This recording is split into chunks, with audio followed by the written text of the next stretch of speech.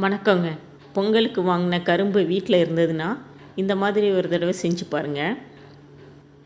நம்ம வீட்டிலே செஞ்சோங்கிற ஒரு திருப்தி நமக்கு இருக்கும். அதுக்கு கரும்பை நல்லா கட் பண்ணிவிட்டு இந்த மாதிரி தோல் நீக்கி எடுத்துக்கோங்க. தோல் நீக்கினதை இந்த மாதிரி சின்ன சின்ன பீசஸாக கட் பண்ணிக்கோங்க. முடிஞ்ச அளவு நல்லா சின்ன பீசஸாக கட் பண்ணிக்கோங்க, இல்லைன்னா மிக்ஸி டேமேஜ் ஆக சான்சஸ் இருக்குது. இப்போது ஒரு மிக்சர் ஜாரில் கட் பண்ணி வச்சுருக்கிற இஞ்சி, நம்ம கட் பண்ணி வச்சுருக்கிற கரும்பு துண்டுகளையும் சேர்த்துக்கலாம். முழுசாக சேர்க்க வேண்டாம், கொஞ்சம் கொஞ்சமாக சேர்த்துக்கோங்க, இல்லைன்னா பிளேடு நமக்கு டேமேஜ் ஆக சான்சஸ் இருக்குது. இப்போ இதை பல்ஸ் மோடில் லைட்டாக அரைச்சிட்டு அதுக்கப்புறம் ஒரு டம்ளர் தண்ணி ஊற்றி அரைச்சாதான் நமக்கு கரும்பு சாறு கிடைக்கும். பாருங்கள், இந்த மாதிரி தான் இருக்கும். இதை ஒரு ஃபில்டரில் நம்ம வடிகட்டிக்கலாம்.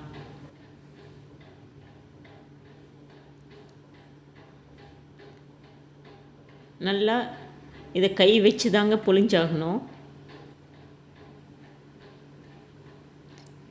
எந்த அளவுக்கு இறுக்கமாக புளிய முடியுதோ அந்த அளவுக்கு புளிஞ்சு எடுத்துக்கலாம். நம்ம வெள்ளை கரும்பில் சாறு எடுக்கிற அளவுக்கு இதில் அந்த அளவுக்கு ஸ்வீட்னஸ் இருக்காது,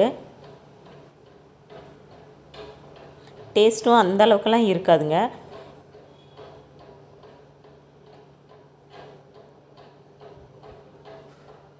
பாருங்கள், இப்படி நல்லா புளியணும். எல்லாத்தையும் அதே மாதிரி நல்லா புளிஞ்சு எடுத்துக்கலாம்.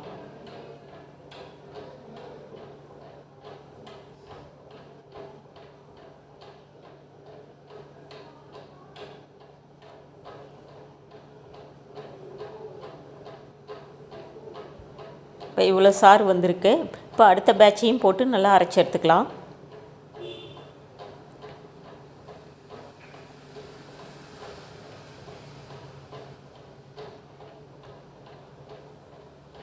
அதையும் அதே மாதிரி கொட்டி நல்லா புளிஞ்சு எடுத்துக்கலாங்க.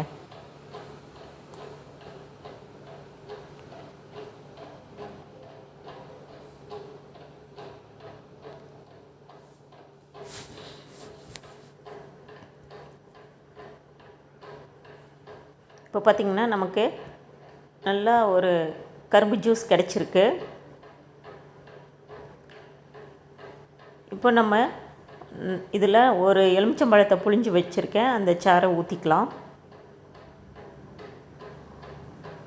ஊற்றி நல்லா கலக்கலாம்.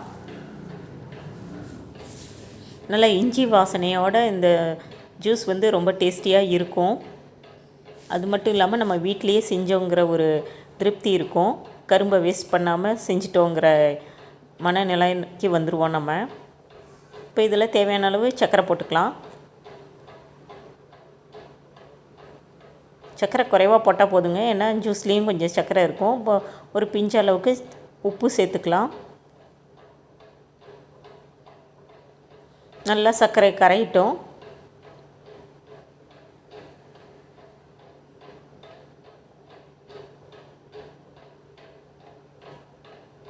நல்லா கலக்கி எடுத்துக்கலாங்க. இப்போ டேஸ்ட் பார்த்துக்கலாம்.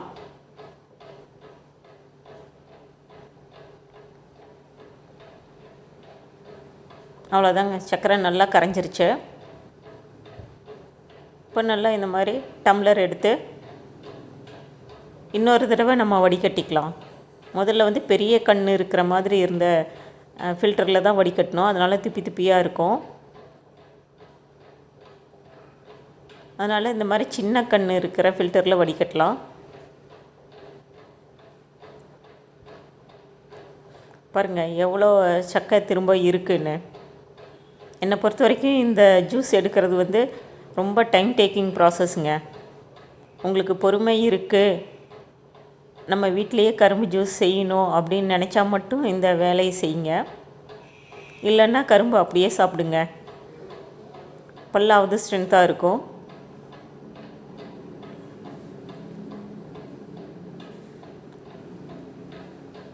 ஆனால் டேஸ்ட்டும் நல்லா இருக்குங்க. நம்ம கையால் நம்ம கரும்பு ஜூஸ் எடுத்து குடித்தோம் அப்படிங்கிற ஒரு திருப்தி இருக்கும். இந்த வீடியோ உங்களுக்கு பிடிச்சிருந்ததுன்னா லைக் பண்ணுங்கள், ஷேர் பண்ணுங்கள், சப்ஸ்கிரைப் பண்ணுங்கள். நீங்களும் இதே மாதிரி செஞ்சு பாருங்கள் டைம் இருந்தால். தேங்க்யூ.